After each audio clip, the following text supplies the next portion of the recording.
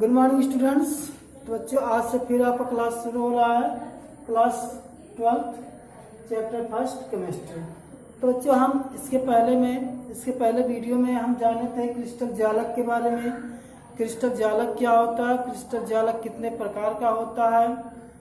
तो आपका क्रिस्टल जालक जो होता है बच्चों, इसके बाद क्रिस्टल जालक के बाद हमने यूनिट सेल पढ़ा था, यानी एकक कोशिका। एकक कोशिका को आपको बताया गया था कि वह 2 प्रकार का होता है, तो उसके बारे में भी हम जाने थे। तो चलिए हम फिर से एक बार आपको क्रिस्टल जालक की डिफिनेशन क्या होता है इसको रिपीट कर देते हैं, एकक कोशिका क्या होता है इसको रिपीट कर देते हैं, उसके बाद आते हैं हम इसके आगे। तो कहा जा रहा है बच्चों क्रिस्टल जालक, यदि आपसे पूछा जाए कि क्रिस्टल जालक या क्रिस्टल लाटिस क्या होता है तो आप क्या बताएंगे। तो कहा जा रहा है क्रिस्टली ठोसों में अवयवी कण, क्रिस्टली ठोसों में अवयवी कण ठोसों में विमाओं की एक निश्चित ज्यामिति में व्यवस्थित होते हैं। अवयवी कणों की इस त्रिविमीय व्यवस्था को हम क्या कहते हैं, क्रिस्टल जालक। कहने का मतलब है आपका जो किसी क्रिस्टल का जालक बनता है, यदि हम उसमें अवयवी कणों को, यानी अवयवी कणों का मतलब क्या आपको बताया गया है,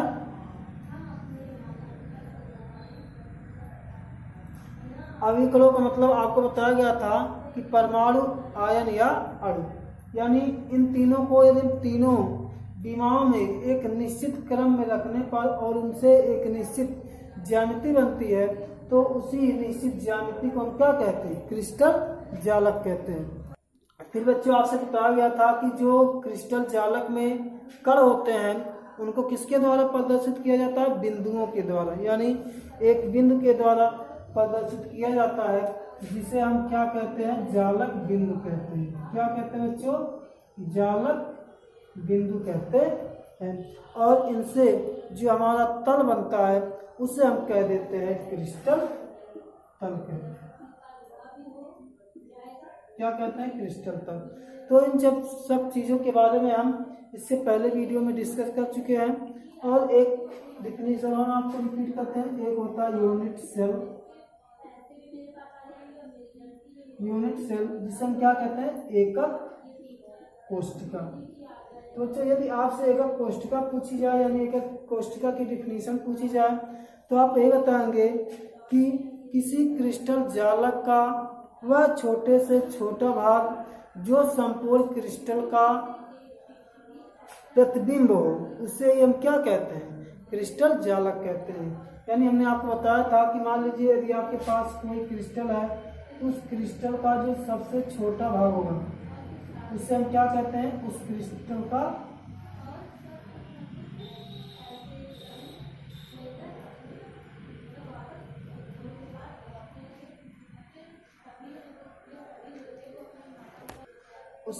क्या कहते हैं, यूनिट सेल कहते हैं। तो चलिए बच्चों हमने आपको यूनिट सेल तक पढ़ाया था और आपको बता दिया गया था कि यूनिट सेल हमारे 2 प्रकार के होते हैं। एकक कोशिका जो होता है वह 2 प्रकार का होता है, जिसमें हमारा नंबर एक आता है जो होता है वह होता है सरल एकक कोशिका, जिसे हम क्या कहते हैं इंग्लिश में, सिंपल यूनिट सेल। और दूसरा जो हमारा होता है वह होता है केंद्रित एकक कोशिका, जिसे इंग्लिश में क्या कहा जाता है बच्चों, सेंट्रल यूनिट सेल। तो 2 प्रकार का आपका जो यूनिट सेल यानी इकाई सेल एकक कोशिका होता है वह होता है। तो बच्चों हमने आपको सरल एकक कोशिका के बारे में बताया था, यानी इसकी डिफिनेशन हमने आपको बता दिया था क्या होता है। चलिए हम फिर से रिपीट करते हैं। आप कह देंगे यदि आपसे पूछा जाए कि सरल एकक कोशिका क्या होता है, तो आप बताएंगे वह एकक कोशिका जिसमें अवयवी कण एकक कोशिका के कोनों पर उपस्थित होते हैं, उसे हम क्या कहते हैं, सरल एकक कोशिका कहते हैं। मान लीजिए ये हमारा एक एकक कोशिका है, तो इसमें कोनों पर, यानी आपके जो कण होंगे अवयवी कण, वे कहाँ पर उपस्थित होंगे, कोनों पर।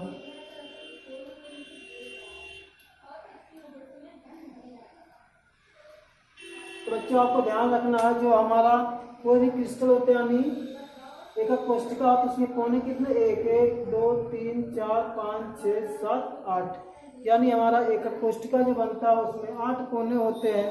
और कह सकते हैं कि कोनों पर 8 कण उपस्थित होते हैं। तो हम इस प्रकार से जाने थे इसके पहले ही वीडियो में सरल एकक कोष्ठिका के बारे में। अब हम चलते हैं, इसके आगे बढ़ते हैं। तो इसके आगे जो आता है बच्चों वह हमारा होता है केंद्रित एकक कोष्ठिका। तो केंद्रित एकक कोष्ठिका क्या होता है हम इसको बताते हैं। तो चलिए बच्चों अब आते हैं हम केंद्रित एकक कोष्ठिका पे, जिसे क्या कहते हैं सेंट्रल यूनिट सेल। तो सेंट्रल यूनिट सेल क्या होता है इसके बारे में जानते हैं। तो कहा जा रहा है बच्चों वह एकक कोष्ठिका जिनमें अवयवी कण न केवल कोनों पर बल्कि अन्य स्थानों पर उपस्थित होते हैं केंद्रित एकक कोष्ठिका कहलाती है। क्या कहा जा रहा है बच्चों कि वह एकक कोष्ठिका जिसमें अवयवी कण केवल न केवल कोनों पर, यानी आपके जो एक कण है एकक कोष्ठिका पर वह कोनों पर ही केवल नहीं उपस्थित रहेंगे, वह और भी कई स्थान पर उपस्थित हो सकते हैं। तो इस प्रकार की जो हमारी एकक कोष्ठिका होगी उसे हम क्या कहेंगे केंद्रित एकक कोष्ठिका कहेंगे। और सिंपल एकक कोष्ठिका में क्या होगा बच्चों कि उसमें जो हमारे कण होते हैं अवयवी कण यानी परमाणु अणु या आयन कोई भी वह अगर उपस्थित होगा तो वह कहाँ होगा एकक कोष्ठिका के कोनों पर। लेकिन जो हमारा केंद्रित एकक कोष्ठिका होता है वह जो होता है वह इसकी डेफिनेशन क्या है, उसमें कहा जा रहा है कि इसके अलावा यानी यहाँ उपस्थित तो होंगे, इसके अलावा केंद्र पर भी हो सकते हैं, फलक पर भी हो सकते हैं, कई स्थानों पर भी वे कण उपस्थित हो सकते हैं। तो इसके आधार पर कहा जा रहा है कि बच्चों जो केंद्रित एकक कोष्ठिका होती है उसको 3 भागों में बांटा गया है। तो कहा गया है यह 3 प्रकार की होती है, यानी कौन जो हमारा फलक सेंट्रल यूनिट सेल होता है यानी केंद्रित एकक कोष्ठिका वह 3 प्रकार का होता है। तो फर्स्ट नंबर हमारा आता है फलक एकक कोष्ठिका, दूसरा होता है बच्चों हमारा काय केंद्रित या अंतर केंद्रित एकक कोष्ठिका, और तीसरा हमारा होता है आधार केंद्रित एकक कोष्ठिका। यानी हम कह सकते हैं कि हमारा जो केंद्रित एकक कोष्ठिका होता है वह 3 प्रकार का होता है। इनसे रिपीट करता हूँ कौन कौन से फलक के एकक कोष्ठिका, काय केंद्रित या अंतर केंद्रित एकक कोष्ठिका और आधार केंद्रित एकक कोष्ठिका। अब चलते बच्चों हम इसको अलग से यानी जो फलक केंद्रित एकक कोष्ठिका क्या है इसको बताते हैं आपको, और उसका फिगर भी हम आपको बना के दिखाएंगे कि उसमें अवयवी कण जो है वह कहाँ पर उपस्थित होंगे। तो चलिए बच्चों आप देखते हैं कि फलक केंद्रित एकक कोष्ठिका क्या होता है, जिसे क्या कहा जाता है बच्चों फेस सेंटर्ड यूनिट सेल या एफसीसी। इस बात को आपको ध्यान में रखना है, चाहे एफसीसी कहेगा आपके किसी भी क्वेश्चन में कहा जा सकता है तो आप वहां समझ जाएंगे कि हमको फेस सेंटर्ड यूनिट सेल की बात कही जा रही है, यानी फलक केंद्रित एकक कोष्ठिका की बात कही जा रही है। तो फलक केंद्रित एकक कोष्ठिका क्या होता है इसके बारे में जानते हैं। तो कहा जा रहा है एकक कोष्ठिका जिनमें अवयवी कण को जालक बिंदु भी कहा जाता है, अवयवी कण एकक कोष्ठिका के कोनों के साथ प्रत्येक फलक के केंद्र में भी उपस्थित होते हैं फलक केंद्रित एकक कोष्ठिका कहलाती है। क्या कहा जा रहा है बच्चों कि इसमें जो हमारे जो अवयवी कण होते हैं ये तो कोने पर तो उपस्थित होते हैं लेकिन इनके साथ साथ वह फलक के केंद्र पर भी क्या होते हैं उपस्थित होते हैं। तो चलिए अब देखिए हमारा यह एकक कोष्ठिका है, एकक कोष्ठिका जिसमें आपको कोनों पर इलेक्ट्रॉन कण को क्या किया गया दर्शाया गया। अब आपको यह मतलब पता होना चाहिए कि हमारा अगर एक एकक कोष्ठिका है तो एकक कोष्ठिका में फलक कितने होते हैं। तो एक एकक कोष्ठिका में बच्चे 4 फलक होते हैं, यानी आप देखे होंगे क्यूब जो हमारी क्यूब का आकार होता है वही हमारा क्या होता है फलक होता है। तो देखिए एक फलक यहाँ से अगर हम मानते हैं तो यहाँ से लेके यहाँ तक को एक फलक कहा जाता है, फिर यहीं से लेके यहाँ मान लेते हैं तो हमारा क्या हो जाता है दूसरा फलक, और यहाँ से लेकर के फिर यहाँ से मिला के यहाँ हमारा क्या आएगा तीसरा फलक हो जाएगा, और यहाँ से लेकर के यहाँ इसको हमारा क्या हो जाता है 4 फलक हो जाता है। तो बच्चों आपको याद रखना है कि हमारा जो एकक कोष्ठिका होता है तो उसमें फलक कितने होते हैं 4 होते हैं। तो क्या कहा गया फलक केंद्रित एकक कोष्ठिका में इसमें जो अवयवी कण होंगे वह कोनों के साथ साथ कोनों पर तो उपस्थित होंगे लेकिन फलक के केंद्र पर भी उपस्थित होंगे। तो देखिए यह फलक है, तो इस फलक के केंद्र में यहाँ पर उपस्थित होंगे, यहाँ पर उपस्थित होंगे, यहाँ पर उपस्थित होंगे और यहाँ पर उपस्थित होंगे। तो इस प्रकार से बच्चों हम कह सकते हैं कि जो हमारा फलक केंद्रित एकक कोष्ठिका होगा उसमें जो कणों की संख्या होगी वह कितना होगा, 8 तो हमारे कोनों पे हो गए और 4 फलक हैं, 4 फलकों के केंद्र पे हो गए, तो 8 से 12। तो हम कह सकते हैं बच्चों कि हमारा जो फलक केंद्रित एकक कोष्ठिका होता है इसमें जो कणों की संख्या होती है वह कितनी होती है, 12 होती है। इस बात को आपको ध्यान में रखना है। अब चलिए आते हैं दूसरे नंबर पे यानी बी नंबर पे, जो क्या काय केंद्रित या अंतर केंद्रित एकक कोष्ठिका। इसे क्या कहा जाता है इसमें, बॉडी सेंटर्ड यूनिट सेल या बीसीसी। तो आपसे बीसीसी की बात कही जाए तो बच्चों आपको समझ जाना होगा कि वहां हमें किसकी बात की जाएगी, यानी हमें किसकी बात की जाएगी, हमसे काय केंद्रित या अंतर केंद्रित एकक कोष्ठिका। तो चलिए देखते हैं कि अंतर केंद्रित एकक कोष्ठिका क्या होता है। तो जो कहा जा रहा वह एकक कोष्ठिका जिनमें अवयवी कण एकक कोष्ठिका के कोनों के साथ साथ कोष्ठिका के केंद्र में भी उपस्थित होता है, काय केंद्रित या अंतर केंद्रित एकक कोष्ठिका कहलाती।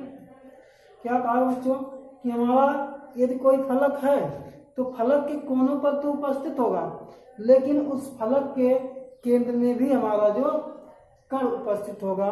तो इस प्रकार की आकृति को हम क्या कहते हैं, फलक केंद्रित एकक कोष्ठिका। तो चलिए हम आपको बताते हैं, बनाकर दिखाते हैं कि फलक केंद्रित एकक कोष्ठिका का जो फिगर होगा वह कैसा होगा। तो इसके लिए बच्चों हम क्या करेंगे, सबसे पहले एक क्यूब बना लेते हैं।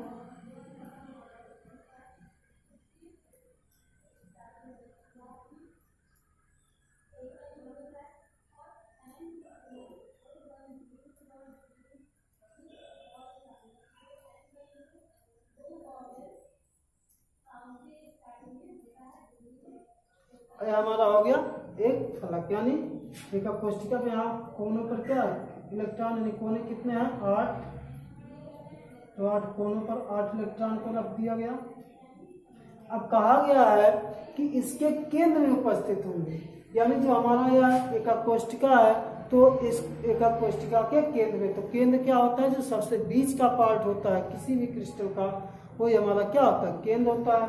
तो इस एकक कोष्ठिका जो बीच का भाग होगा वही हमारा क्या होगा, केंद्र में उपस्थित। यहाँ पे केंद्र है तो यहीं पे हमारा कण, यानी कण जो होंगे यहीं पर उपस्थित होंगे। तो बच्चों हम यहाँ पर क्या जाने, इससे क्या समझ में आया कि हमको कि हमारा जो काय केंद्रित एकक कोष्ठिका होगा उसमें यदि हमसे कणों की संख्या पूछी जाए तो कितने कण होंगे, 9 कण होंगे। यानी देखिए 1 2 3 4 5 6 7 8, 8 तो कोनों पर है और सेंटर एक ही होता है, तो एक कण उसमें हो जाएंगे। तो कणों की संख्या कितनी हो जाएगी, 9 हो जाएगी। तो बच्चों हमको उम्मीद है कि आपको समझ में आ गया होगा। इसके पहले जो हमने आपको बताया यानी फलक केंद्रित एकक कोष्ठिका में, उसमें हमने आपको क्या बताया कि इनमें कोनों पर तो होंगे, उनके बीच यानी फलक के बीच में भी क्या होते हैं, एक कण उपस्थित। तो यहाँ भी हमारे 2 कण होंगे, ये हमको हम आपसे भूल गए थे, नहीं बताए थे, मिस्टेक है। तो यहाँ पे कणों की संख्या कितनी हो जाएगी, फिर से काउंटिंग कर लेते हैं हम। तो 4 कोनों पर 2 4 6 यानी 14 कण उपस्थित होते हैं। तो अब चलिए बच्चों हम बढ़ते हैं इसके आगे, यानी हमने आपको जो हमारा केंद्रित एकक कोष्ठिका था उसको कितने भागों में बांटा गया था, 3 भागों में बांटा गया था। तो 2 के बारे में हमने जान लिया, यानी क्या फलक केंद्रित एकक कोष्ठिका क्या होता है। इसमें क्या होता है बच्चों, इसमें जो अवयवी कण होता है वो एकक कोष्ठिका के कोनों के साथ साथ फलक के बीच में भी यानी मध्य में भी उपस्थित होता है।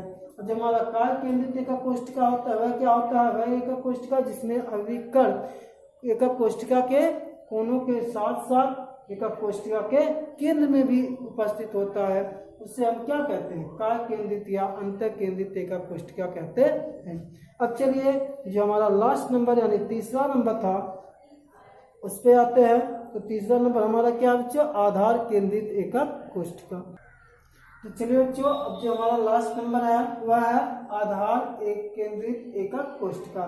जिसे क्या कहा जाता है, B base centred unit cell. तो यह क्या होता है बच्चों, चलिए हम इसको देखते हैं। तो कहा क्या जा रहा है कि वह एकक कोशिका जिसमें अवयवी कण एकक कोशिका के कोनों के साथ साथ किन्हीं दो समांतर फलकों के केंद्र पर भी उपस्थित होता है, आधार केंद्रित एकक कोशिका कहलाता है। इससे बच्चों क्या होता है, इसमें जो हमारे अवयवी कण होते हैं वह तो केंद्र पर कोनों पर उपस्थित होते हैं, लेकिन उनके साथ साथ किन्हीं दो समांतर फलकों के केंद्र पर भी उपस्थित होते हैं। तो चलिए बता समझाते हैं आपको। मान लीजिए पहले हम क्या बना लेंगे, एक क्यूब बना लेते हैं।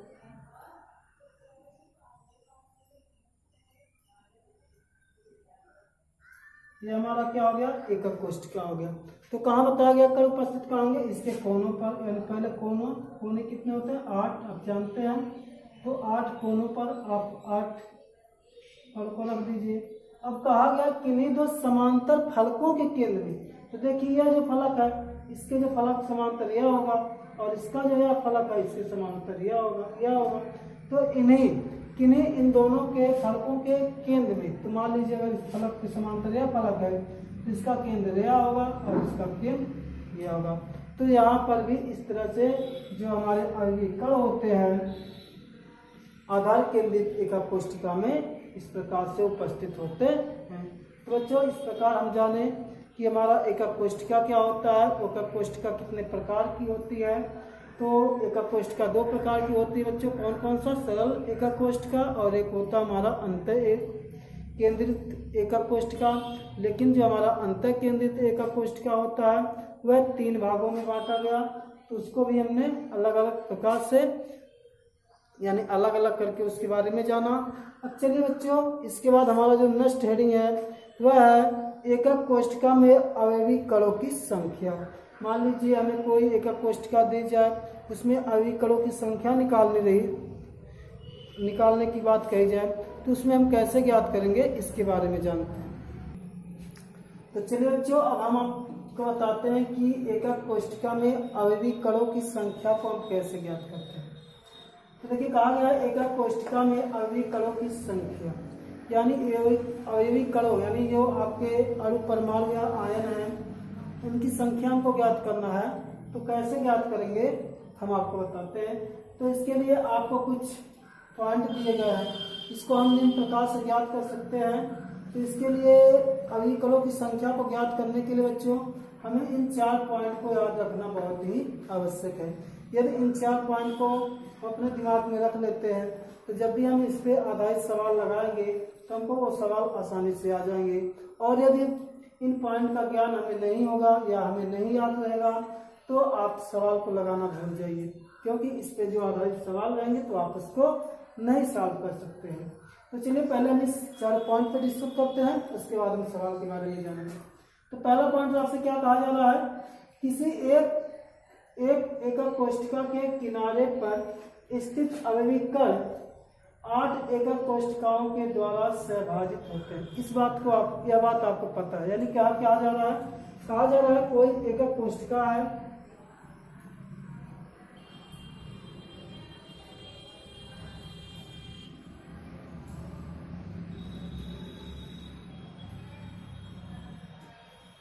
तो आपको पता है कि ये जो एकक कोशिका होता है उसमें जो कोनों पर कण होते हैं कितने होते हैं, 8 होते हैं। तो आपसे यही बात यहाँ कही है बच्चों, कहा गया है बच्चों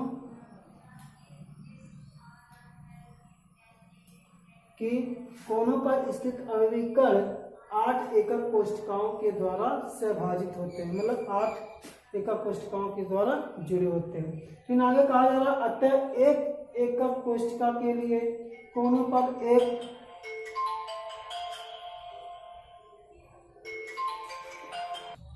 तो जो कहा जा रहा है कि मान लीजिए हमारे कोनों पर जो कण होते हैं वह कितने होते हैं, 8 होते हैं। तो हमसे कहा गया है कि कोनों पर स्थित प्रत्येक कण का अंश जो होता है वह 1/8 होता है। यानी कहने का मतलब है यदि हमारे पास कोई कण है, एकक कोशिका है, तो उसमें वह कितने कणों से मिलकर बना हुआ है, 8 कणों से मिलकर बना हुआ है। तो हमसे अगर पूछा जा रहा है कि एक कण का मान कितना होगा तो आप क्या बताएंगे, एक कण का मान हमारा हो जाएगा 1/8। यानी 8 कण में से जो एक का योगदान होगा वह कितना होगा, एक ही तो होगा।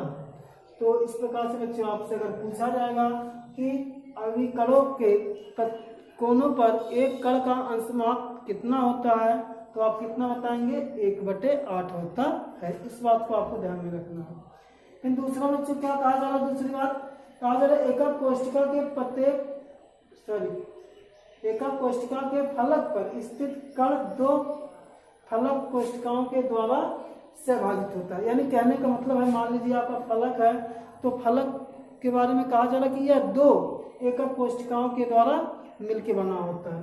तो फिर आपसे कहा जा रहा है अतः एकक कोष्ठिका के फलक पर स्थित किसी एक कण का अंशमाप 1/2 होता है। तो आपको अगर एक फलक पे 2 कण है तो उनमें से एक का अंशमाप पूछा जाएगा, तो आप बताएंगे वह कितना होता है, 1/2 होता है।